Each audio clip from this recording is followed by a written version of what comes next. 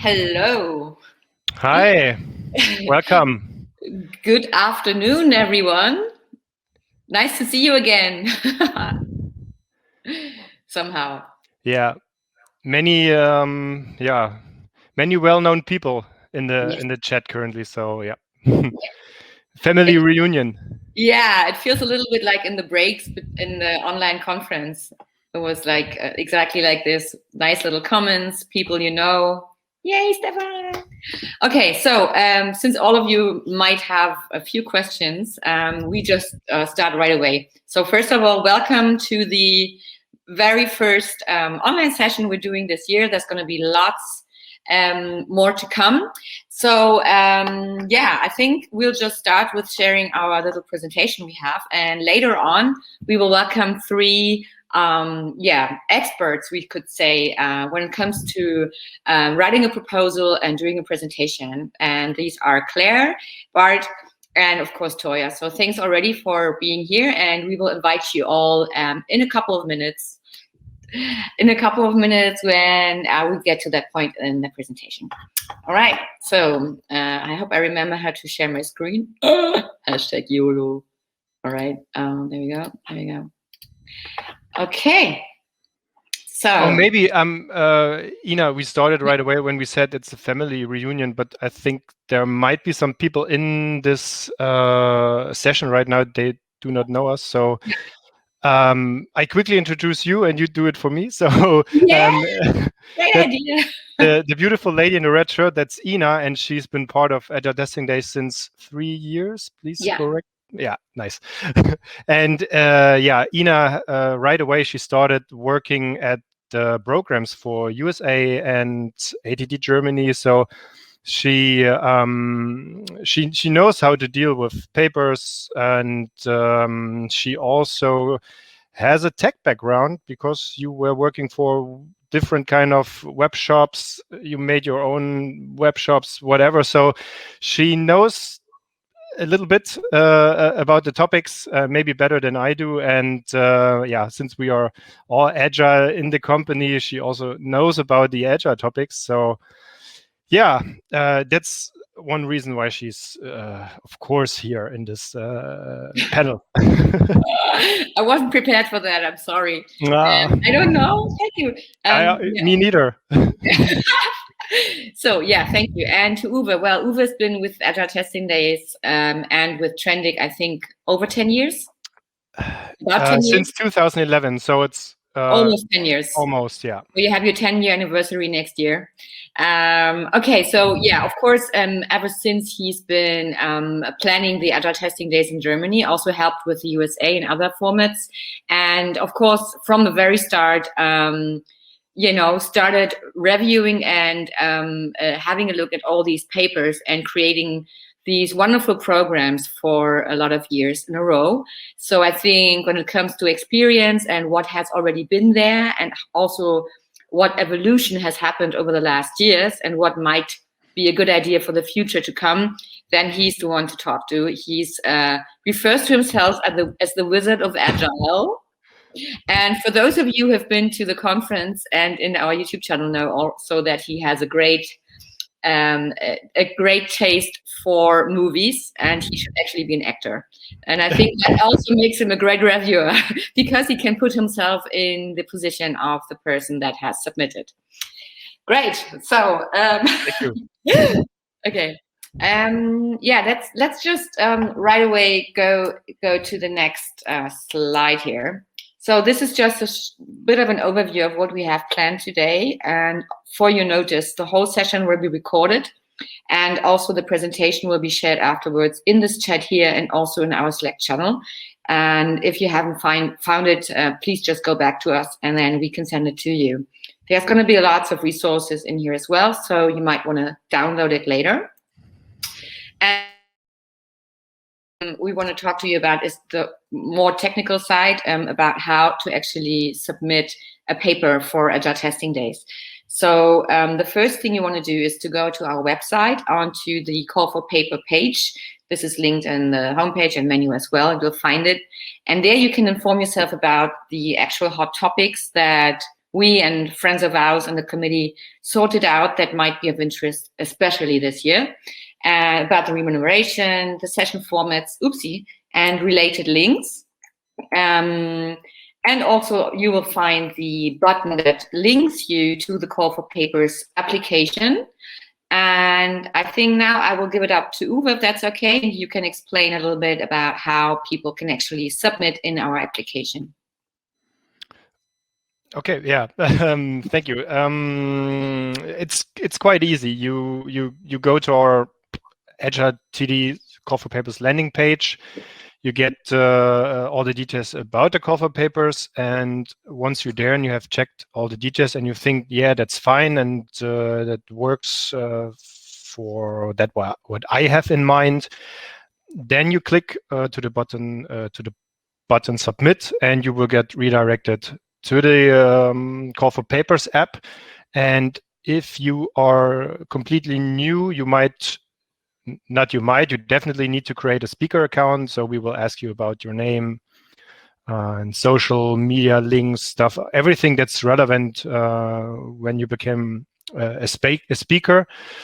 And then and the next step is the forum opens, and we have lots of questions about your paper. So if you have written an abstract already and you know your title, that's probably not enough to survive the long form. We ask many different other questions, and so I start right now here with my first hint. You might think that some questions are not so relevant, but they are all relevant. So please take care and fill out the form or fill everything out, and think about what you put in, because of course, the most important thing is the title, the abstract, and yeah. But in the end, when you have two similar sessions and you need to decide for one, there might be the other fields in this form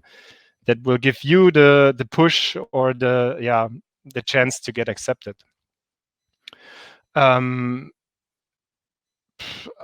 Anything, I don't know. It's quite self-explaining when you are there and when you are in this form. So at the moment, I don't have anything special to say. Ina, do you want to add something? Yeah. Or did I miss something that's no, so all good. relevant? I think the whole thing is pretty straightforward. You can the session type, you will know what you are submitting, if it's a workshop or a talk, and combinations. So that's something you can figure out, I think, in this form. And one important thing, though, is you might not see it because we actually our little thumbnails are covering that section. We added a new question about we would like you to specify if your session can run online, offline, or for both. And this is because the whole Agile testing days, I know this because it already has been a question in here. The Agile testing days are planned to be an in-person event in November, hoping everything's going to run smoothly until then, but you never know. So we would like to know if your session can be done for both type of events. And yeah, that's something you have to please tick in the application form. Yeah, and yeah, there's one thing that came to my mind, technically interesting. Currently, you can directly create your account and you can create a draft of your paper. Means if you think that you still need some time, because the deadline of the Call for Papers ends March 28th, so you can start right now to write your paper, and then you can save a draft. And whenever you want to come back to this paper to update it or to add new details or change something, you can do that as long as you keeping it as a draft. Once you once you press the button submit, you cannot change anything. And of course, you can contact us and we can make the changes for you, or we delete the paper and you just start again. It depends what works in this case better for you, but keep in mind, once it is submitted, the only way to get this paper deleted or changed is contacting us. Yeah. Yeah, and of course you also can always add a co-speaker. Put in the name of the co-speaker. It's also part of the forum, and put in the email, and your co-speaker will automatically get invited or get an email. And then the co-speaker needs to click on this link in the email, and then he or she creates an own speaker account, or maybe she or he has already one, and then the paper you created gets already or automatically connected to this person. So yeah, that might be interesting from the technical side. Yeah, and also Steffi just added in the chat that save does not mean that it's submitted, right? So as soon as you know, okay, my paper is done and ready and good to go, please actually do not only save it, but submit it, because otherwise it's just a draft in our overview and we will not be able to send this to any reviewer. Yeah, and also one of the first questions in the form is to put in a short promo video about your session. We always get the question, is this necessary? Do we really need this? Do we use this? Of course, it's totally up to you. But when you do a short, it can be 30 seconds video about your presentation. It gives us some more hints about yourself, the way you speak, the way you probably perform on stage. And this is also interesting for us, and can be like I said, the last final detail or push to get accepted.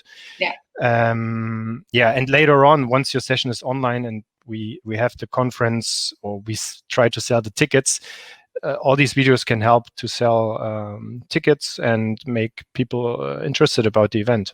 Yeah, so make sure you look good. Yeah, and even last hint, also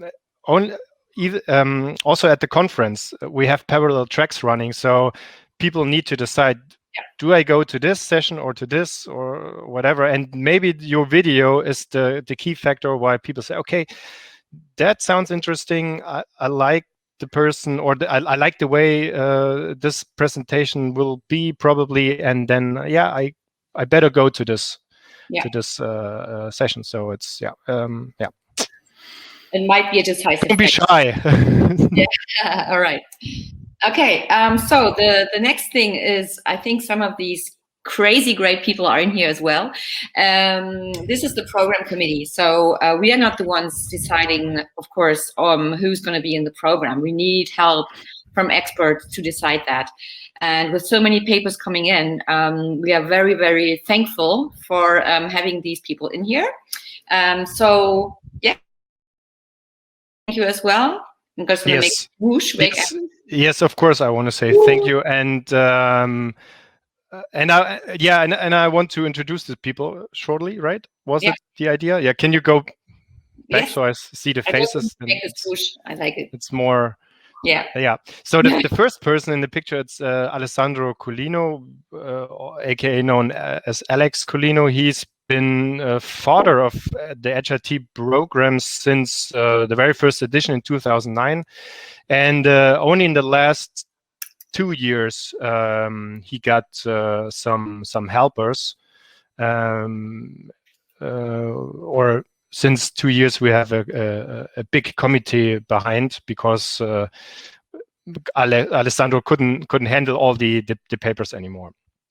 The next person is Elisabeth Zagroba.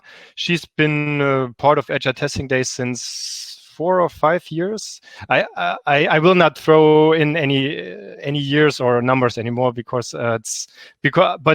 she's been ATD veteran. She always submits papers, and when she's on stage, she always performs great, and she knows how to write good proposals. Otherwise, she wouldn't be in so many conferences and on so many stages. The next person is Göran Chiro.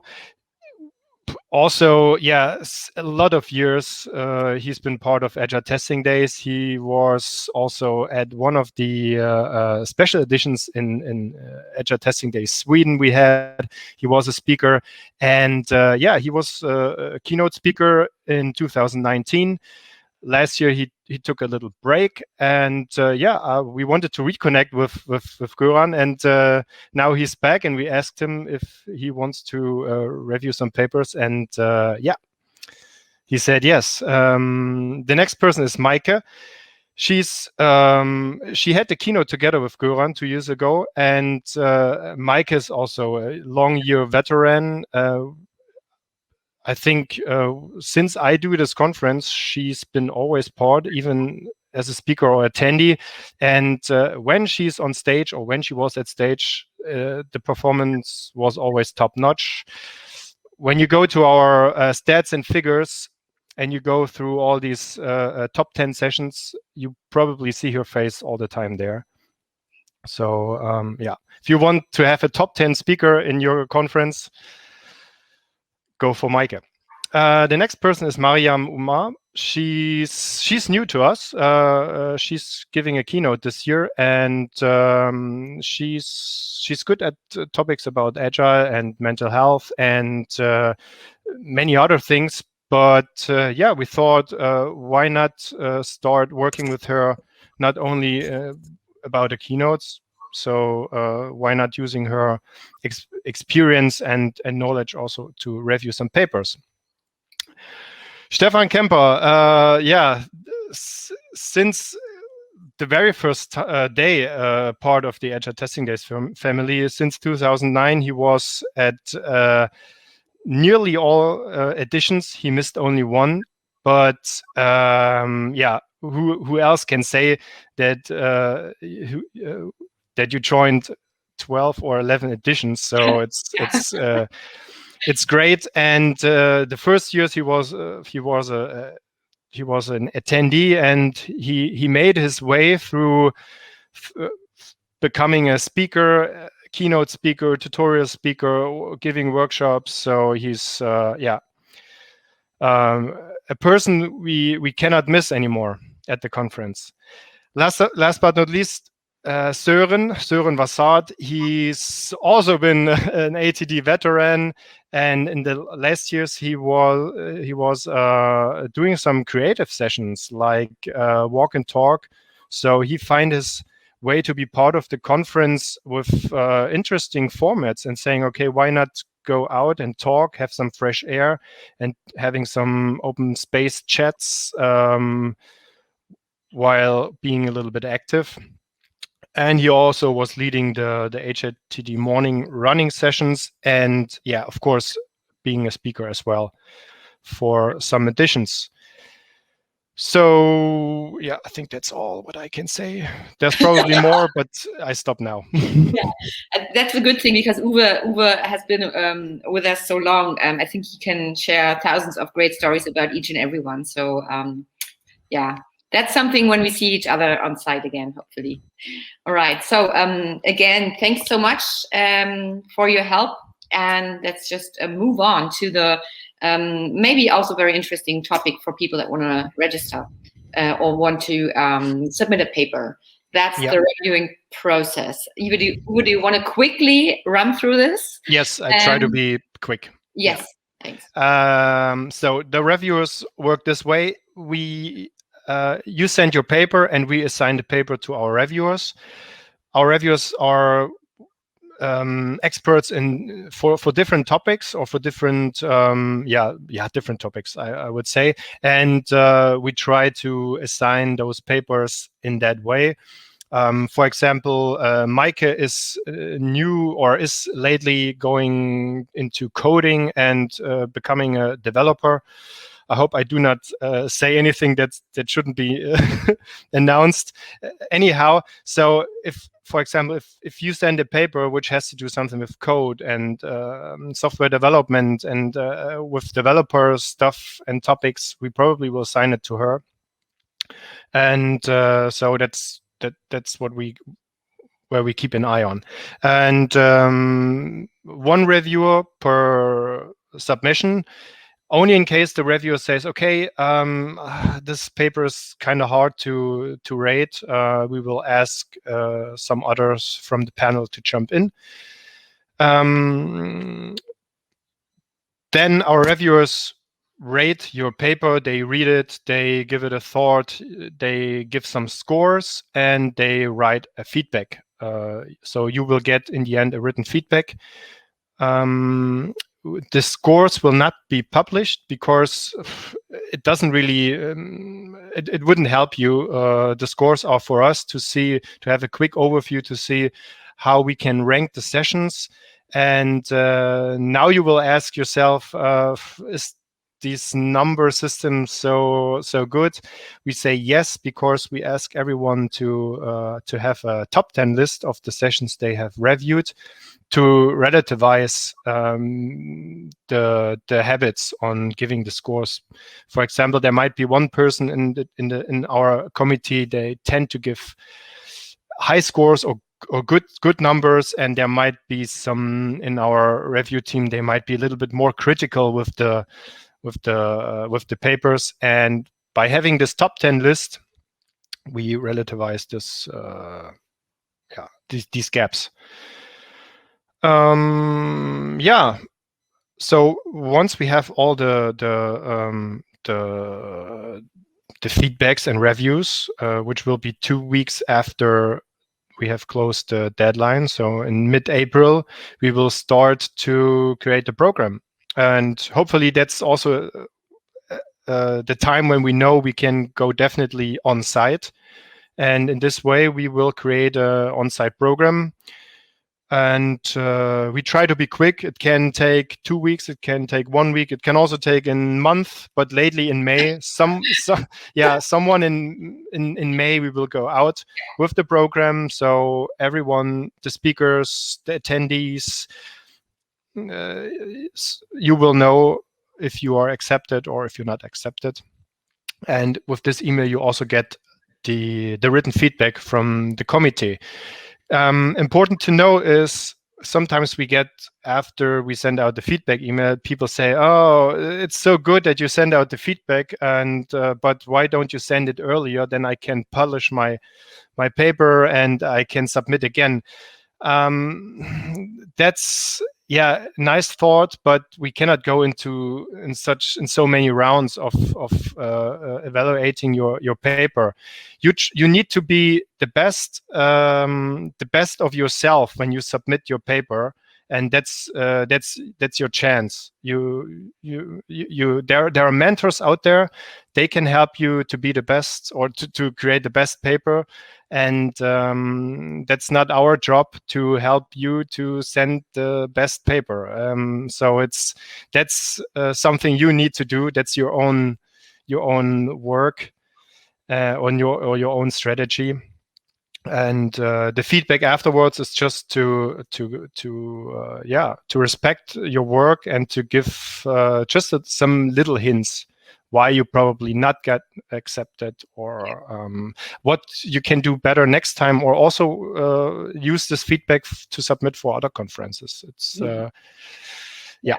But we are there to help you. Like if you in preparing your paper need some feedback or help, just jump to our AgileTD Slack zone.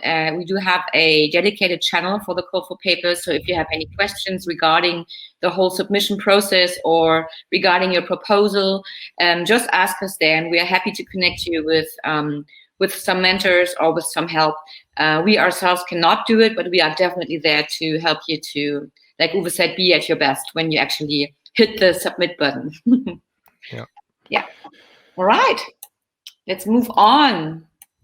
Okay, so these are just a few. These are not all. This is not a complete list. This is just a list of tips and tricks that Uwe, Steffi, me, and other people have collected over the last few years of reviewing what are most important to us, what we think is maybe helpful for you as well. This is based on Uwe's blog post that he's written, do's and don'ts about submitting a paper. Also, a few other blog posts. There will be a collection of resources concerning all this in the end of the presentation, so you can actually go back and have a look in detail. So I'll just start with that, and that's first of all, of course, it needs to have something to do with your heart and with your passion. And so it should be, you probably know that from writing papers, it should be an idea or something special that you are passionate about, and that sparks a fire within you, and possibly also sparks a fire within us and the reviewers, and in the end, of course, the attendees. And that's the second point here. You do not submit a paper for the reviewers or for us, but for the attendees. So that's nice to try to put yourself into the shoes of the attendees and to the people that actually are sitting in front of this huge program and trying to decide which talk they want to go to. So you have to think about something that they might be interested in, what serves their needs, and what is maybe of particular importance for yourself and what could be important for them as well. Then the next thing is, of course, very, very important, and you are asked in the form pretty early on if you are submitting for a workshop or for a talk. But that's a very distinctive and very important decision to make, and also has effects on your submission and your abstract itself. So sometimes when you submit a workshop, depending on what kind of workshop you submit for, you also need to put in the number of percentage, how much actual hands-on workshops or hands-on exercises are part of your session. And we would say the more the better. So workshops are really there for deep diving into a topic and for having hands-on practices ready that people actually learn from, or teams can learn from. And a talk is just a 25-minute talk. So it's a bit of a difference here. Then the next point is, of course, when you do have a workshop and you submit, we would like to know what exactly you are going to do. So in the last years, in some proposals, we heard great ideas, and it read more like a talk paper, like submitting for a talk. But in the end, it just said, okay, and that's going to be the workshop. But we didn't really know what the workshop was about. So what are the hands-on exercises, and with which tools and which methods are you going to use to actually bring your message across to the people? Then the next point, of course, touches on talks and workshops alike. It's great to have experience reports, but also we were really looking for in-depth insights. So anything that's very new and immersive on a particular field, like dev tools, are also of interest for us. And also in-depth insight more than the broad knowledge. And yes, just better to have an in-depth insight than having a whole field of topics you want to talk about. And I think that also reflects in the quality of your paper. The next thing, the same thing. We do have lots of people that want to come and join us for the Agile Testing Days and want to present. And they're so eager that they actually send, I don't know, Uwe, if you remember, but there were people that have sent, I think, over 10 papers at some conferences. And that's really hard for us to decide. I mean, the paper reviewing is anonymous. So we do not really know who is actually the submitter. But in the end, when we select the people, then we see sometimes that there's 10 papers from one person. And that sometimes reflects on the quality of the paper, right? So people, of course, for us, it leaves the taste like, okay, I really want to go, and I just put in everything I have, rather than concentrating on one or two really, really good papers that are polished and where you put all your knowledge and your heart in. So yeah, that's another tip. The next one, of course, very hard, not too long, too short, but perfect arc of expense. For those of you who had to write, I don't know, papers for university, it's the same thing. So maybe the best idea is, or what always leaves us with a good impression, is to start your paper or to have the sentence in your paper, in the session I will, in the session we will, or the participants will learn such and such. And this already gives you the opportunity to say exactly what you're going to do. And maybe that's a nice little life hack. Yeah. Your paper needs to be like a teaser for a Hollywood movie, but the good teasers, there are teasers out there where when you see the Hollywood movie teaser and you already know, okay, I don't need to go to the cinema, I don't need to watch this movie anymore. And this is sometimes happening with papers as well. If you put in too much details, or it needs to work like a good Hollywood teaser. Yeah. And also, I think, Uwe, what you said in your blog also is when you already say everything you have to say in your abstract, then people don't need to go to the session. Yeah. So that's the same thing, but you will figure that out, I'm sure. The last thing is maybe the most important. It also touches on the first thing we said, which is love is all you need. So that means that one can actually feel when you read a proposal if the person that submitted actually has passion and a lot of love about this topic in their heart or not. It's actually something you can read between the lines. And also what we mean by that is love is all you need. Pair up with people, do mobbing sessions, try to get information as early as possible, feedback as early as possible from somebody you know that has already submitted, or ask us in our channel about people that might be able to help. Yeah, good point. So don't let our reviewer be the first person to read your paper. So before you submit, somebody else should have read your paper or should have listened to your idea. And if our reviewers will be the first one, I would say, in case you're not a pro or a pro speaker, a pro submitter, then you probably will. It will be hard to get accepted. Yeah. And one thing that's missing here is actually what Uwe already said earlier, that it's a little bit like a job application. So what really bugs us and the reviewers, I think, is when there's lots of mistakes in the paper. Like if the punctuation is wrong, the grammar is incorrect, and the words are wrong, or it's just sloppy, or is too short, or not all fields are filled in. I think when it then comes down to, okay, who do we pick? We would always pick the paper where people have put in a lot of work to make it technically perfect. Yeah, because the way you fill out the form is also the way we will probably will work together, because once you are accepted, you will get lots of emails from us about how to organize your trip. When do you arrive? We ask you about, about the hotel room, some preferences and stuff. So many. And if you do not probably fill out the call for papers form, we may know that you probably will also not answer to our emails or not answer the further forms we will send you. So and that's also interesting, because you can be a brilliant speaker, but if you do not help us to organize this conference in the way we need your help to get our work done, that's kind of frustrating. So but don't be scared off. All is good. Yeah. We are nice people. Okay, so before we actually get our three experts on stage, there's a little message that Lisa actually sent us. She would have loved to be in this webinar as well. She had no time. And so we're just going to hear her take on paper review and paper submission now.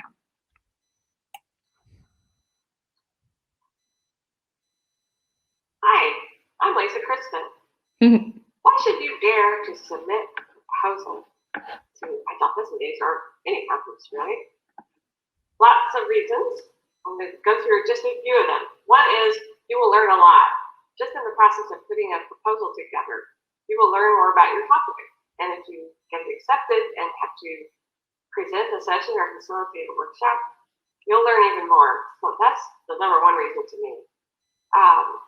And if you get accepted, you'll get some kind of compensation to help you attend the conference. And it's going to be a wonderful experience. You're going to meet people. You're going to learn so much. That's the reason I submit conferences. And when you do your section, you will help other people who face similar challenges. Janet and I have found, talking to people all over the world for the last 20 years, that many of us run into the same problems related to software development, testing, quality. And seeing an example of what problem you have and how you solve it is going to help somebody else that has similar issues. You have unique experience. You may think, oh, everybody knows this, but you have a unique perspective. Please share it. We all will benefit. And consider pairing I pair on most of my conference sessions, and I just find it's a lot less scary. You have somebody to help you, you have support, it's just more fun. So consider getting a pair to collaborate with you. And also, lots of us are here to help you. I am happy to help anybody in creating a proposal, putting together their session. I really would love to offer help. I want to get more new voices. And I thought this space has been great at supporting new voices and getting people started speaking and sharing their experiences with the world. So give it a shot and get in touch with me if you want. My email is lisa@lisachrisman.com, or just look at lisachrisman.com. My contact information is there. Thanks.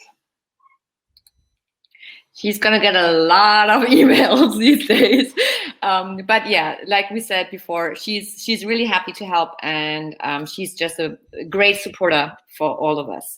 So now, actually, we have some great guests awaiting you, and I'm just gonna add them to our little round here. So I hope you're all in there. So I start with Toya. Okay, he's being invited. Then there's the next one, Clare. Yes. Maybe I tell in the meantime while you invite, I tell something about the people. Yeah. So Toya has been part of ATDs also since a couple of years. He I don't really remember when it was the first year. Hi, Clare. But hi, Toya. Hi. Hey guys, how are you doing? Great. How are you? Good, thank you. Hey, Ina. Hi. Hi. Hi, Stephanie. Hi, Claire. Hi, Claire. Hi. Go ahead, Uwe. Okay.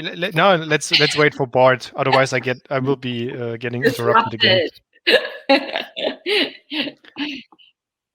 There he is. Hey, Bart. Yeah. Hello. Am I audible? Yes. Cool. Yeah. Good to see you all. Yeah, good to see you. Oh man, Same here. I miss you all so much. Okay, sorry.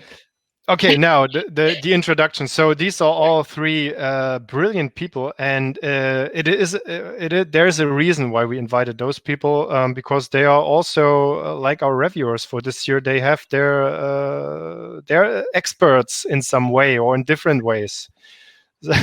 So Toya has been part of ATD since a couple of years. He submitted, I think, one paper, and then he got accepted. Correct me if I'm correct. Yeah, that's correct. Yeah. And since then, he was always part of the conference. So whenever he submits, he's been part, and he has his own strategy why this works so well. And this is something we will speak about later on. Clare, she's been a new voice, and you may know us as new voice supporter. And whenever we support our new voices, it's kind of awesome when we have such new voices like Clare. She started, she edited a paper, we accepted it, it was very well written, and on top, also the performance on stage and at the conference was one of the best we ever had. So we will dig a little bit deeper to find out what's the secret behind her great work. And last but not least, Bart. Since I've been part of ATDs, he's been part of the ATDs. Maybe you were part of ATDs before I was there. I don't know, but he never missed, I think, any edition, even if it was somewhere else, Sweden or Holland or the USA. Yay! Bart is part of the program as a speaker and workshop host, and also someone who adds or finds out creative ways to make conference programs more attractive and interesting. And every year he comes up with great ideas, and we as conference organizers cannot say no to these great ideas. So also about these kind of things we will talk about And later. also, he's doing, that's why he's a great pick for today. He's doing the speaker preparation day at Agile Testing Days since many years. So I think he can share some insights about that. Of And course. I think Uwe was very creative with putting up some questions for each of these. So Uwe, give it up, Uwe. Yeah, please excuse me. I will read it from my. He's like the anchor, the news anchor. Yeah. So the first question is for Toya. So I already told that you have a special strategy. So you build some kind of learning groups or groups of interests, or you pair up with friends or other testers, and then you talk about your topics and what's interesting for you, and then you at some point come up and submit a paper. Is this right, or is this the way you collaborate? Yeah, I think that's spot on, Uwe. So I think I would start off by saying, choosing that topic usually is probably the difficult part. But once you get that spark, and I always say everyone has a story to share, and I've said this before. So I think, sparking that idea, once you get that idea, and everyone has sort of like a unique environment that they're working in. So bring that idea, develop the idea, and then sort of like put down your first thoughts on paper. I usually start off with a mind map just to, brainstorm the idea, sort of evolve the idea afterwards, and then put something on paper. And then the first people that I approach is usually my colleagues, either your colleagues, your line managers, people that you work with on a day-to-day basis. Refine the paper, the abstract at that particular point in time, and then start reaching out to people in the community who's seen papers, who've had experience writing papers. I've got a close-knit group that I've formed mostly from AgileTD, acquaintances and friends that I've met at AgileTD, and it's expanded and it's grown. So I use that as sort of my soundboard, where we get regular feedback on that. So that's sort of Can you repeat the name of this group? Oh, we call it the Power Learning Group. The Power Learning Group. Yeah, that's the word I was missing. Yeah, the Power Learning that's Group. It. That's Yeah, so that strategy has taken off, and I think a lot of people have sort of picked that idea and have taken to Twitter to also do the same. Like they would reach out to others on Twitter. I've seen it happen a lot more often. I would get tons of messages in my Twitter inbox. Will you help me review this? And then it becomes a spiral effect, right? So I think that's the aim of it. Once you help someone else, that sort of feeds off to another person, and in turn, everyone becomes available, and that becomes sort of the group that starts reviewing papers and giving constructive feedback to. So I think that's the one strategy that I really like to use. Yeah. So how would you rate the this collaboration and working with this group in compared to raise the chances to get accepted for conferences? Oh wow! I think it's absolutely compounds it so much. It actually raises it tenfold almost, if I could say. So I'm just thinking of like the first paper that I submitted, and I didn't have that community group compared to like recent years. And I think it's just amazing, like the feedback you get. And one thing to say, like, it's constructive feedback. So sometimes, people take it to heart that maybe, like, I can't make it or whatever. But that group is there to help you, to help you better your paper. Use that constructive feedback as something to enhance your paper and strengthen yourself. And even if you don't make it for that year, I mean, there's tips there for the following year, right? So I think that's the great thing about it. Awesome. So yeah, that's also basically what we said. Please let our reviewers not be the first one to review your paper and your idea. Over to Claire. It's so colorful in your. I love it. Your home. Always, right? Yes. Is it carnival decoration or is it just? Yeah, they were hanging in my Christmas tree, and I didn't have the heart to throw them out when the tree went, so I just hung them on the ceiling instead. Great. So Claire, I directly start with the question I already or something I was speaking about when I introduced you. So when you wrote your paper last year and you submitted it, did you already expect or did you already know or had the feeling that this kind of thing you submit is something special and we probably will put us in the program? And on top of that, were you aware that you will be so good with your session? No, absolutely not. It was. I thought it was a huge long shot when it went in, and the idea came from a letter that I'd written when I was about 7 years old, and it had kind of parallels to this, kind of bug reporting that we do very, kind of often in our day-to-day jobs. And I thought it was funny, and that's where the idea came from. I took most people's advice as a new speaker and told my own story, because as a beginner speaker, I think that's the easiest place to start. And I think a lot of people resonated with that, which was just amazing. And I never expected that, but it was that was the whole purpose behind it, was just to tell my story to whoever wanted to listen to it. Yeah. Okay, so one thing you would give, or would you recommend for new voices, is to stick to their own story, to share something maybe personal. Is there anything else you can advise?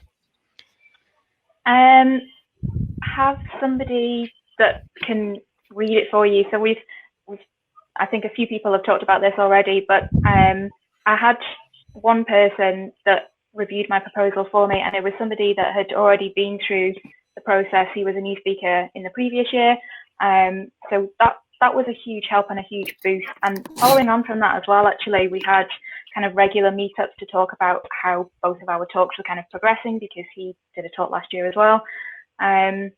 Yeah, that was great. And if you don't have somebody in your life right now that can do that for you, then reach out in Twitter, or if you're part of Ministry of Testing Club, go and have a peek on there as well. Somebody will reach out to you, I'm sure. Yeah, that's what I can agree. I think it was also last year on Twitter, there were a lot of people asking about help, and it takes only 5 minutes, and you probably will have read or answers on your tweet about 5 or 6 people who are happy to help you. So yeah, don't be shy, do it. Go on Twitter and ask for help. Okay, Bart, my dear. So for you, I had created a little bit longer questions, so I need to go back to my sheet. Oh my God. So you have given keynotes, uncountable talks, workshops, and you have been helping speakers to submit great papers, and you also helped speakers to turn papers into great talks. So with all this, what are the most common pitfalls you have seen when people reached out to you and asked for help, and then you needed to say, okay, okay. this is okay, but I get your point. Okay. Good. Well, one of the common pitfalls that we see is that people try to put too much information in too little time. Right? You have about half an hour. They try to explain something which would take 3 weeks to explain to a normal person. So they keep on adding stuff to a presentation, and then they have so many slides that they cannot make it. So try to focus whatever you want to say on a certain subject, right? And don't diverge too much from that subject. You have a message, you want to get that message across. Try to get everything that you put in your talk in support of that message.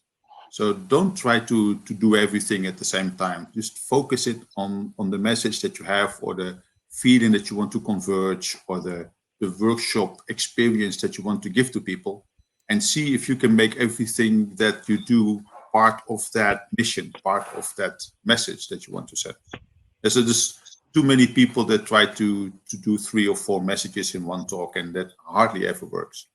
So that's one of the big things I would say. Take a message, find your key things that you want to actually bring across, and support those messages with everything that you do. So that's also in your abstract. See if every paragraph actually falls into line with that message that you want to send across. Yeah, and have a catchy title. Yeah, the catchy title. That's always no. Good. It's the catchy title. That's the first thing the reviewer sees. It's the first thing that the attendees see. So if you have a boring title like Agile Testing Days, Agile Testing in the old days, that's not really good. But if you're like, okay, what Schrodinger's cat taught me about Agile testing, okay, that's something that's interesting. That's something like, okay, what's going on in there? And of course, then somewhere in your abstract, you should refer back to Schrodinger's cat. Otherwise, it's just going to be a loose title. But it sparks the imagination. However, if you just say something like sex, lies, and videotapes, then how will you bring that back to Agile testing? So it should have a link to Agile testing, yet people would like to, okay, this is interesting, and they want to read on. And then in the first paragraph, you need to grab their attention and keep it. Just like any good newspaper story would be, like catchy title, catchy first paragraph. People want to keep on reading. People want to know what's there, and that's when you get them. That's how you get people interested and actually feed on that interest. Okay, sorry. That was a lot. Awesome. Yeah. Very well said. That's true. I to be honest, when I have a paper in front of me and I review it, I can feel it. Like Bart said, you can feel it right in the beginning. If this is something you probably will consider, or this is something you give a mediocre score and you write a kind feedback and let the people know how to improve, and you can feel it. Right in the beginning. In the mostly title and the first 2 or 3 sentences. Like meeting a person the first time, I think. Sometimes within seconds, oh, we're going to be friends, or it's not going to work. Yeah. I also remember. I also remember when I was in school and we had to write some stuff. We had 2 hours to write something for the teacher, and it took me half an hour to create the first 5 sentences, and then it flowed. But these 5 sentences were most important for the teacher as well. And when this was good, the mark was acceptable for me. And you have to realize that you probably get about 500 submissions, and you can only have 50 people on your conference anyway. So it's only the top 10% that will make it. So a good story might not be good enough. It might still be a good story, but are you in that up 10%? You never know. So it's not enough to have a good story. You actually have to have a really, really, really good story. And that selling that story to someone is part of the process. Yeah. So if you're not selected, it might be that your story is still good, but you are not in the top 10%, or that 6 other people have submitted a similar story, but one of them was better. And you're not going to have 6 talks on the same topic in your conference, right? So it's all about building the program as well. So don't be discouraged too much if you're not selected. It just means that you at that moment were not the best fit for the program that you're building. Yeah. That's something that also Steffi was just writing in the chat, that even when you have a really good rating and when the paper is awesome and you are awesome, there might be reasons why we cannot take you, because we as conference organizers, we need to see that it all fits. We sometimes have hot topics that we have to keep in mind, and we need to also see that we get a diverse program, and we push people sometimes that maybe the paper, that maybe somebody else was doing a better paper, but it's in the end, it's like as Uwe also always says, it's like a biological organism, and when you have too much of one thing, then the whole thing gets sick. So it's really a balance that we need to outweigh sometimes. So yeah, like you said, Bart, don't be sad if it doesn't work the first time. Your paper might have been really good. You might ask yourself, even when you get your feedback, and your feedback is brilliant, right? You get your written feedback from the reviewer and it says, oh, we will see you at the conference because it's been so great to read this. But then in the end, it doesn't work. It doesn't mean that your work is not worth anything or that the idea was bad. It's just Can I just step in and say something? So I think, it's really a difficult task as a reviewer to start rating and choosing papers over another. It's such a difficult task, and I'm sure I've had sleepless nights sometimes just because of that. And going back and changing, rating sometimes you sometimes feel like you need to do it because the paper feels so strong. And it's really difficult to choose one over the other. And I think it was last year where I wanted to choose more than I was allocated to choose. But you just cannot choose everyone. So just keep at it, and maybe the next year you will be the one to get chosen over others. So I think it's really just it's no bad feelings, or you're doing a great job, and I think just keep sending your message across. Yeah. So I'm now going to make a message which will not make me very popular, but there's one thing about Donald Trump which he did right. Oh that God! Was to keep his language simple. There were no real complex structures and stuff like that in the sentences. It was clear. It was simple. It was from the heart. And I'm not really a big Donald Trump supporter, but that was something that he did right. He understood that you want to have people, you speak to people in their own language. You don't try to go over their head. That's the same with abstracts as well. You want to reach people. So you don't want to overcomplicate it. You want to have it in a simple, straight language. Yeah. And that also makes it easier for reviewers actually read it and to understand what you're trying to say. Yes. And for the attendees that are going to choose which talk to them. True. So now we know one bonus before we go to the community questions. Just an add-on. Now you know how to write a good proposal. But, that's not everything. What's a good proposal doesn't give us or the reviewer a sign how good will be your stage performance. So, Bart, are there any tricks, tips, or things you can add to the paper or to show the organizers and the reviewers, okay, I know how to write papers, but I also know how to survive on stage? Yeah, well, that of course is a tricky question, because putting something on paper like, yes, I'm an awesome presenter, that's not going to work. So like you said, with having the videos, that actually gives people a taste of who you are. I actually know conferences that talk to people on forehand, give them a call, just to hear whether their English is up to par. If you have someone whose spoken English is really bad and it's hard to understand, and of course it's going to be harder for the attendees to listen to that as well. So giving the video also gives a bit of who am I? Can I really make myself clear? Do I not start mumbling every time? Stuff like that. So it's also about you being you, but also about, are you clear? Can you be understood by everybody? And that's why the videos actually help the organizers like you to actually make a choice and say, okay, we have two excellent abstracts, but this guy is looking away from the camera all the time, and this guy actually know how to present himself in front of the stage as well. And of course, you can still get stage fright and stuff like that, and we can coach you if you have troubles with that and stuff like that. But it gives an idea of how well you will be able to present on stage. Yeah. Thank you, Bart. Good point. Yeah. All right. Over to Ina. Okay. So let's go. Let's go to the questions. We actually have a few questions already in our little box here. If any one of you wants to put in a question, go ahead. We are here there for you, and I will just go here and read the first question to you. So the very first on top, by Michael. If you submit a video teaser, the review isn't anonymous anymore. Very good question. Or will the reviewer don't see the video? Uwe. Oh, sorry. I had to look on my mobile. So I'm sorry. So okay. It's okay. It's okay.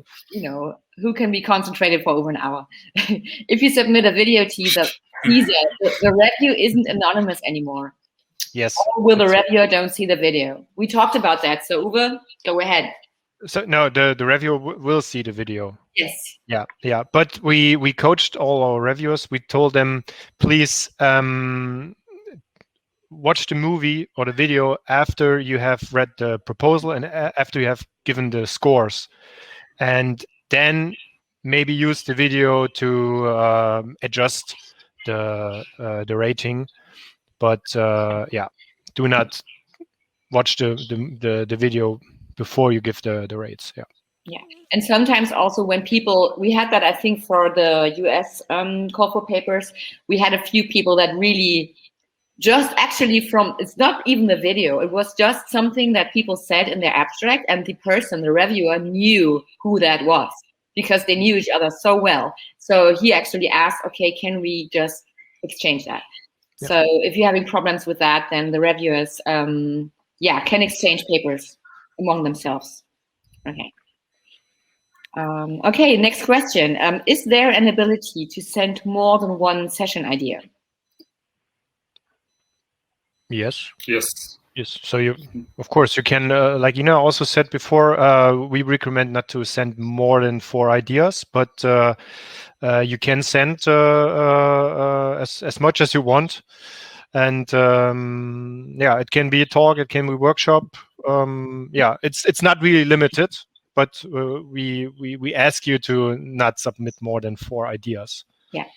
That's just a number that we came up with. If it's 5, it's okay. But it does not really raise your chances if you submit too many things. All right, next one. Is the abstract text the same as the text that will be used to advertise the talk to the attendees? Yep. Yes. Yeah. And that's also a point, part of my blog post, and also Ina mentioned before. You submit not for the reviewer, not for us as organizers. When you write your paper currently or right now, and you submit it, this will be exact the same data. The title, your main title, the subheadline, your key points, and your abstract and your biography. This is the details we will later on share on the webpage. And this is why we get people coming to the conference and going to your session. Yes. So proposal, the same as what we announce on the webpage. And of course, if your proposal is already great for the webpage, then it might also raise the chance to get selected. All right. Next one. Oh, we already said that, but maybe we'll just ask again. Is the event planned to be an in-person, on-site event or virtual? Shall I? Yeah. Please, in person, please. Currently, of course, we are optimistic, and it looks promising that we can have an in-person event, but we cannot say it for sure. So we keep an eye on the situation. We keep an eye on the world situation, on the pandemic. And if it turns out we cannot run it on site, we definitely will not run it on site. So, but as long as there's hope and it's possible to do, we will organize it this way, and we will also try to market this way. And whenever there are any changes, we will let you all know. Yeah, Mike is just saying, give me that vaccine. So yeah, if anybody has a hot wire to somebody that does vaccine, we are, would be great. No, but even if the whole thing is going to happen on site, we of course will make sure that everybody is as safe as possible. So also for that, we are working closely together with cities' medical departments, and so that even if there's still any risk, we will make sure that it's as safe as can be for everyone. Okay, next question. Yeah, also that's what Steffi currently said. Please also have questions for our guests. Yes. That would be nice. Okay, if not, I think we'll have, I also have a few. So in our project, we are in the beginning /transition to become agile. as a newbie for Agile testing, is it also in scope as a speaker option? I think that's something that the guests could actually answer. Okay, I can take that. So can you just reiterate the question one more time? Yes, in our project, we are in the beginning transition to become Agile. And as a newbie for Agile testing, is it also possible to be a speaker? Or it's definitely possible. So I think the first thing is the AgileTD conference sort of has talks firstly for beginners, so where beginners can actually talk. And then the second thing is where beginners can go for sessions, beginner sessions, for example, so I think they can pick up lots of that, of Agile testing concepts, what to look out for if you're new to Agile testing. So I think you can pick up lots of different ideas from there. So I think it's really, really valid. I don't think it's aimed at only advanced. It's not aimed at only experts. It's aimed at everyone at every different level. The other factor that ATD gives you, and more so when it's in person, and hopefully it is in person this year, is the conversations that you have outside of the actual conference itself. Outside of the talks itself, where you meet up with others and you have that conversation and you start sharing ideas. And I think I've very rarely or haven't seen any other conference that gives you that opportunity to intermingle with others and have those outside events, which is really, really awesome, I would say. So I think as a newbie coming into Agile testing, there is more than enough that you can actually learn. So please, we would love to see that person there. Yeah, and of course it helps if you have been an attendee before, just making some commercial for you, so people can also attend without being a speaker. So it does help if you know the feeling, if you've seen other talks and stuff like that, and you get the feeling of the entire conference, because that also helps you in knowing what kind of message you can send across. But yes, everybody has had their first time. Yeah, we had lots of these success stories. I think now I'm referring to Maike again. She was attendee at Agile Testing Days. Then she was brave enough to send in a consensus talk, which was a special talk series. We had just 15 minutes to talk about a topic, and this was her first step on stage. I think it was the first one, and after that, she became regular speaker, and like I said, always in the top 10. So being an attendee, try your first speaking session somewhere. It doesn't have to be ATD, it can be anywhere, and then you will definitely be ready for the big stage. Okay. Let's check what else we got. Okay. How is the review process? Again, from Jan Reimann. How many reviewers, independent review, and group discussion? Yeah, I think we already talked about that, but maybe just a quick. Yeah, and can you just give us a short information if you need to have this answered again, or? No, I see a comment right now. Already got answered through the slides. Okay. Okay. Perfect. We're done with that. Wonderful. All right. And then, there's a long one. Okay. When you speak about submitting a paper, you refer to submitting it at a conference in general, right? When we submit an abstract of an intended talk to ATD, in brackets, together with all other needed information, it is not expected to submit a full paper after getting accepted. Can you confirm that? Yeah. And then he says, sorry for the stupid question. I just put it because I got confused a bit. It's all right. Yeah, but it's not a stupid question. We get it every year. When we talk about papers, people think we really talk about this full papers, or having the slides ready and having lots of sheets of further details. We don't need that. We just need your submission over our application app, and that's it. Of course, you need to have the slides later on when you want to present. If you want to present with slides, it's also not a must to have slides. it's with your paper, you will have your stage time, and what you do on our stage or how you do it on our stage, that's up to you. So you don't need to have slides, and we also never want to see it before, because we don't have the time, and it also makes no sense because you want to be good on stage, and you probably will not have trashy slides, and even if you have, it's okay. So we believe in our attendees and speakers that you will not share any bad things, and Or maybe and even maybe as if- part and of if this, you- maybe as part of the speaker prep, Uwe. Yeah.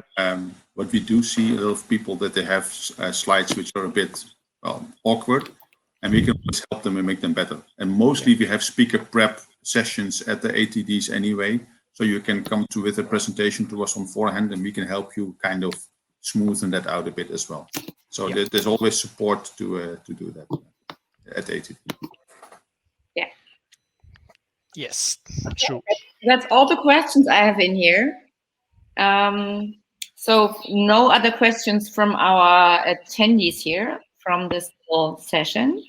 Maybe we can round this off. I would love to hear the three guests' opinion again. What would be like your number one, apart from what you said, what would be your number one advice for everybody that watched now and being totally in panic? Or maybe not, we don't know. So let's start with Claire. What is your number one advice? Be yourself. Okay. I don't see the paper process as like a job interview when you kind of have to kind of fake your way into it and pretend to be something that you're not. Don't do that. Just be whoever you are, because you're the person with that experience. Even if that story's been told 20 times by other people, you're going to have unique perspectives on what's happened. So yeah, be you. Be authentic. Yeah. All right, Toya. Cool. From my side, I think be clear and precise on what you're writing. I think Bart touched on this. Don't mix up what you're actually intending to say. So don't put too many topics in one abstract. And finally, I would suggest to please make sure that you put key takeaways, because I think people need to know why they want to attend your talk or why they must attend your talk, and keep that in there, because that is a key selling point, key takeaways. So please remember that. Mm-hmm. Good point. Yeah. Bart. Well, I would say just do it. No, you've got nothing to lose, really. Yes. If you have a good idea, just send in an abstract, and if you don't get selected, you will get feedback on your abstract. So you will never do it for nothing, and it's something that, well, if you get selected, it's awesome.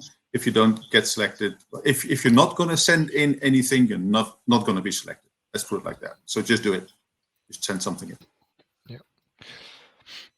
Don't get frustrated. Whenever, whatever kind of feedback you get, don't get frustrated. Feedback is there to learn, right? Yeah.